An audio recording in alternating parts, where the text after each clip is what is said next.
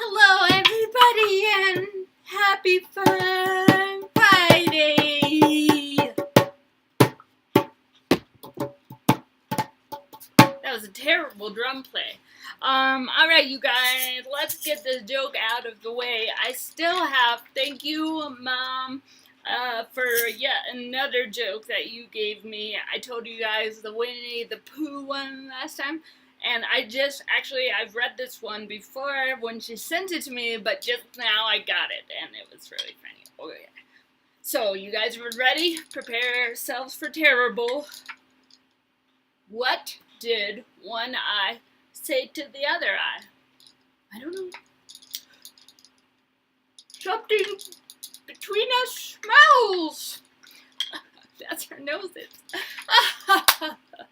Alright, that's over with. So, first of all, I have to tell you guys all about my wonderful time skydiving. I've got so much fun story to tell about that. But first, I wanted to tell you guys the funny story. But, oh yes, so those who are on my Facebook friends, you would have seen that this place is the best place to go. If you are in Colorado or thinking about coming to visit and want to skydive, Mile High was cheaper because I was comparing prices, and I guess they're also better because they have larger airplanes they go up. They use Cessnas, and I guess the other places just use really small planes. And they give you this cool certificate and a bumper sticker, because I saw some bumper stickers on a stack, and I was thinking, oh, we probably have to buy that, but I want one, and then they give it to you after you complete your jump. So now I have it's all even on my car with bumper stickers, and now I have a skydiving one, so my car is even cooler now. Okay. Now, funny story first, and then I'll give you all the terrible, scary details of yesterday. Okay, this one's for you, Josh Chase. I'm going to tag you in it because I just thought about it and forgot to tell the story. So, one time, I was visiting Josh and Nova in Atlanta, and me and Kane, Crane, and Josh were at a hockey game. I have to coffee up for this. And Josh and I decided to go potty. It was probably a break or whatever. And so, those places, the auditoriums and places, it's sometimes really hard to go into the right one to find the right bathroom. So I had almost, gone into the wrong one. So I was like, this probably happens a lot. So anyway, I go in, sitting on a potty, I close the door.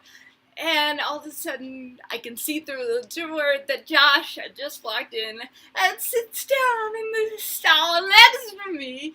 And he proceeds to go potty. And I'm like, Josh, you're in the women's room. And he was like, oh, really? Oh, and then he's the coolest guy in the entire world. Because I think most people would just be so mortified and run and hope no one saw you. But he calmly washes his hands, and then another girl walks in. It was no big deal. But I was laughing, and of course Nova and Prine thought it was hilarious. So it was nice having the restroom time with you, Josh, in the girls' restroom. All right, so that's my funny story. Now, some people said they want to hear every detail of the jump yesterday. So I'll start you out with because when Isaac and Josh and Jason had gone skydiving, I talk about them in the video. That was one thing Isaac said. He wished he had gotten a video because, it's just a really cool experience. So it's as much as it cost to go skydiving to get the video. But thankfully, I had some extra money, and I was like, I'm going to get the video because this is going to be once in a lifetime thing. So you get your own cameraman who has the camera in his helmet, and he has to go on the same plane with you, and he jumps out when you're jumping out, and that's how he's able to video camera it. So it was, plus, well, all the men were really hot. There wasn't one guy there who was not gorgeous.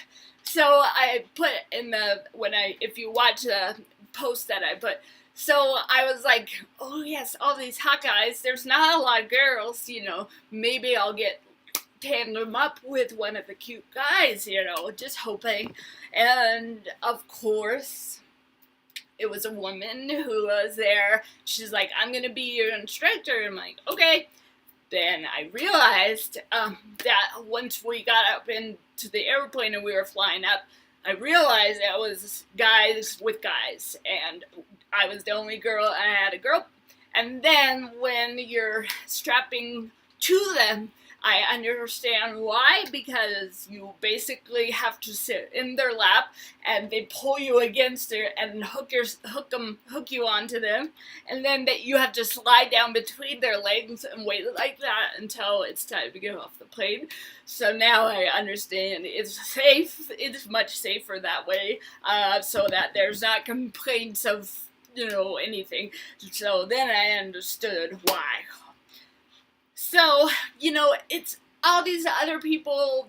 There was like 3 other people on the plane with us, and they were so scared. And for some reason, I was just excited. I wasn't scared at all. So then the moment comes, and she had told me, we're gonna stand, you're gonna wave to the camera guy, and look at him, and then we're gonna rock 2 times, and we're gonna go. And she said, as soon as we get off the plane, put your hips out and put your chin up, and so thankfully I was doing that, but it's like, it just takes, like, you're just so out of it for those first few seconds. And then they flip us over, and she allows my hands to be free, and the camera guy's right there, so I'm trying to yell, and you can't, like, even though you're trying to yell, nothing's coming out, and they say you're following 120 miles to the ground, so everything, was just hard, but I tried to wave to the guy, but again, I'm just so glad he, was able to watch me as I was flying down, and then they had to pull the chute. Now, I had told the lady, because people had told me on Facebook, be careful, because a lot of times they decide to spin you, and not to get spun, because it will cause you to be, this guy who gave me this tip, thanks again, dude, it helped so much, because I was like, he was sick for 3 days, and so I was like, okay, I told the lady, no spinning, so she pulls the shoe, and we start to spin, and I'm like, no spinning. But also she asked if I wanted to help hold the parachute and steer, and I was like, okay, but I really shouldn't have said that, because I was already starting to feel sick, and like just really almost feeling like I could black out. So now she's trying to tell me how to hold on to the chute.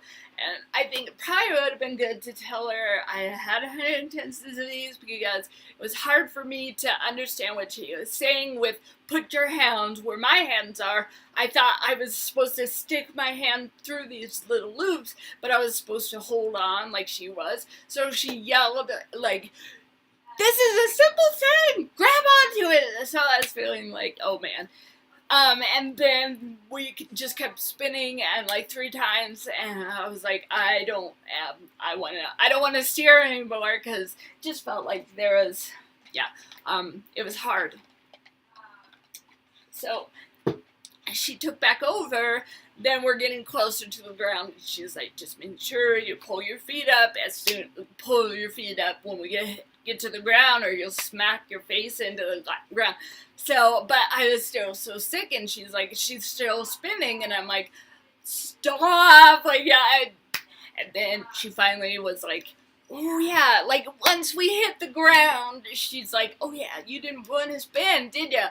And I wish I could have thrown up just then on her, because I hear that they actually get thrown up on a lot, but I was just like, it was this is your job or whatever, so because of that, like, I don't care to ever do it again. You know, some people get addicted to it, she said, but I was just like, I was really peeved that, because then I was sick for a couple of hours. So, yes, but, okay, did I forget any details? No. Okay, yes, what? Oh, yeah, you guys have everything now, so now you've heard the whole story. But doesn't it make you want to go jump out of a plane? Probably not, but I'm just so glad that part is checked off on my bucket list.